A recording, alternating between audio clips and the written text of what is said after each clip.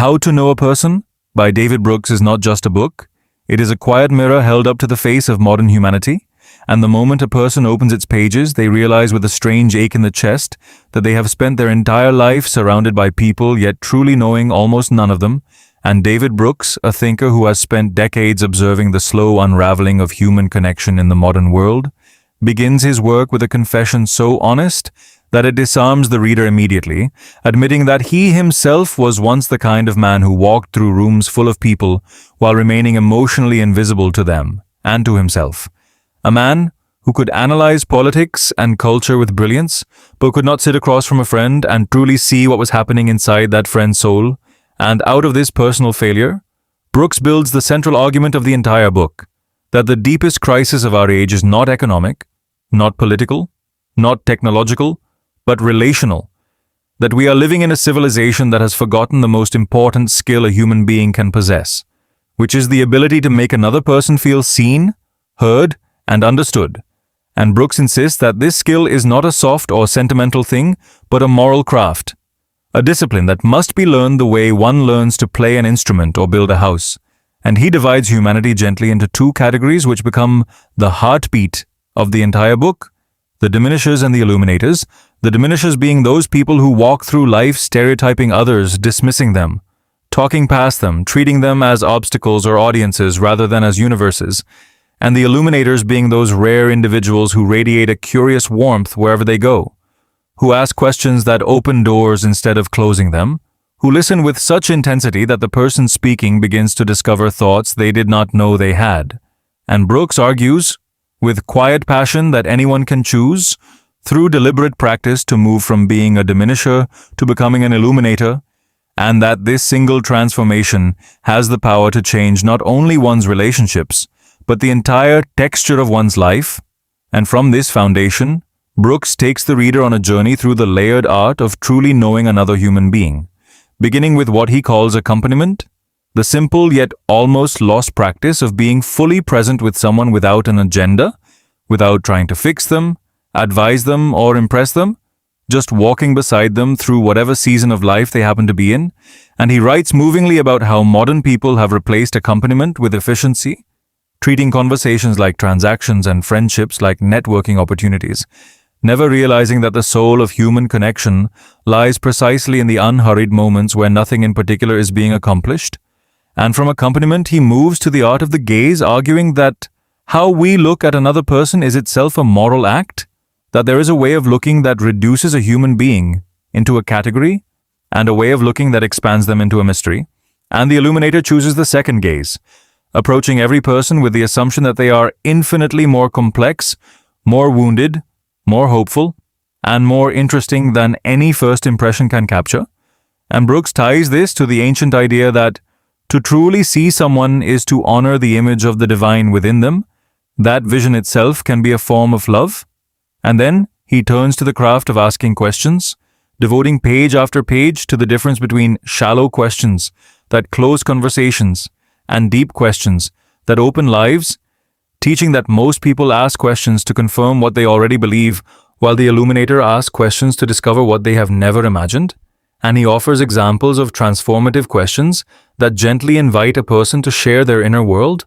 questions about what they are wrestling with, what gives them energy, what they are grieving, what they have outgrown, what they secretly hope no one will ever ask them. And Brooks shows how a single well-placed question can crack open a relationship that decades of small talk had kept frozen. And from questioning, he moves into the most demanding chapter of the book, the art of listening, where he confronts the uncomfortable truth that almost no one in modern life actually listens, that what people call listening is usually just waiting for their turn to speak, mentally preparing rebuttals, or scanning for opportunities to insert their own stories. And he describes real listening as a form of self-emptying, a temporary surrender of one's own ego so that another person's reality can fully enter the room. And he warns that this kind of listening is exhausting, humbling, and rare, but that it is also the single greatest gift one human being can give another, because to be truly listened to is to be told without words that one matters. And Brooks then deepens the conversation by exploring the role of empathy, not as a soft feeling, but as a learnable skill composed of three distinct capacities: the ability to mirror another's emotions, the ability to understand the context that produced those emotions, and the ability to care enough to act on what one has understood. And he insists that empathy in the modern world has been corrupted into mere agreement, where people imagine they are being empathetic simply by nodding along, while true empathy often requires the courage to sit with discomfort, to feel pain that is not one's own, and even to gently challenge the person one is trying to understand. And from empathy, Brooks takes the reader into the territory of personality, weaving together insights from psychology, literature, and his own observations to argue that every human being is shaped by an invisible architecture of temperament, formative experiences, family scripts, and unspoken wounds, and that to know someone is to slowly, patiently, and respectfully map this architecture, never assuming, never rushing, always remaining humble before the mystery of another's inner life. And he draws on the great traditions of character study, from the ancient philosophers to modern personality science, showing that human beings cannot be reduced to single labels or types, that even the most ordinary person carries within them contradictions, secret hopes, hidden talents, and silent griefs that deserve to be witnessed rather than categorized. And Brooks then turns to one of the most powerful sections of the book, the chapter on hard conversations, where he argues that the quality of any relationship is determined not by the easy moments, but by how one handles the difficult ones, the conflicts, the disagreements, the misunderstandings, the moments when love and honesty seem to pull in opposite directions. And he offers a kind of moral toolkit for these moments, teaching the reader to slow down, to assume the other person has a reason for their behavior even when that reason is invisible, to separate the person from the problem, to speak from one's own experience rather than from accusation, and above all, to remember that the goal of a hard conversation is never to win, but to understand. And Brooks then moves into the realm of suffering, dedicating some of the most beautiful pages of the book to the question of how one should accompany someone who is in pain, whether that pain is grief, depression, illness, failure, or despair. And he writes with great tenderness about the modern instinct to fix, to advise, to cheer up, to distract, and how all of these well-meaning responses often deepen the loneliness of the suffering person because they communicate that the helper is uncomfortable with the pain and wants it to go away. And Brooks offers instead the older and harder practice of simply being present in the dark, sitting with someone in their suffering without trying to rush them out of it, trusting that one's quiet presence is itself a form of healing far more powerful than any words. And he reminds the reader that the people we remember most gratefully in our lives are almost never those who solved our problems, but those who refused to leave our side when we had no solutions. And from suffering, Brooks expands his vision to the cultural and even civilizational level, arguing that entire societies can be diagnosed by how well their citizens know each other, and that modern Western culture in particular has built an entire infrastructure of disconnection, where social media offers the illusion of intimacy without its substance, where workplaces reward performance over presence, where political tribalism teaches people to see opponents as caricatures rather than as humans, and where the gradual erosion of community institutions has left millions of people surrounded by acquaintances but starved of true friends. And Brooks makes the bold claim that many of the political, social, and psychological crises of our time, from rising loneliness to extremism to mental illness, are downstream symptoms of this deeper failure to know one another, and that the recovery of these civilizations will depend not on better policies alone, but on millions of ordinary people choosing to become better seers of the human beings around them.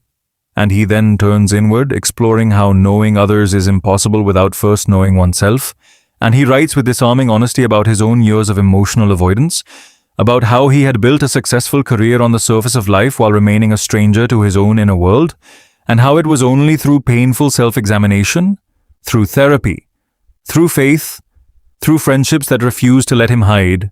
that he slowly began to develop the inner life from which true connection with others becomes possible. And Brooks teaches that one cannot give to another what one does not possess, that a person who has never sat with their own grief cannot truly sit with another's, that a person who has never wrestled with their own shame cannot truly accept another's confession, and so the journey outward into others is always also a journey inward into oneself. And these two journeys, he argues, are not separate disciplines but one single sacred craft of becoming fully human. And as the book moves toward its later chapters, Brooks weaves in story after story of ordinary people who became illuminators in their corners of the world, of teachers who changed lives not through curriculum but through curiosity, of nurses who healed patients with the quality of their attention more than with their medicine, of friends who saved each other from despair simply by refusing to look away, of strangers who created moments of profound connection in places no one expected. And through these stories, the reader gradually realizes that the art of knowing a person is not reserved for therapists or saints, but is available to every single human being, in every single interaction. That the cashier, the colleague, the cousin, the child, the elderly neighbor, every person one encounters is a doorway into a world that one can either walk through or walk past. And Brooks gently insists that every walk past is a small loss, not only for the person ignored, but for the soul of the one who chose to ignore, because every act of unseeing diminishes the seer just as every act of seeing enlarges them. And he ties this back to the moral tradition that runs quietly beneath the entire book.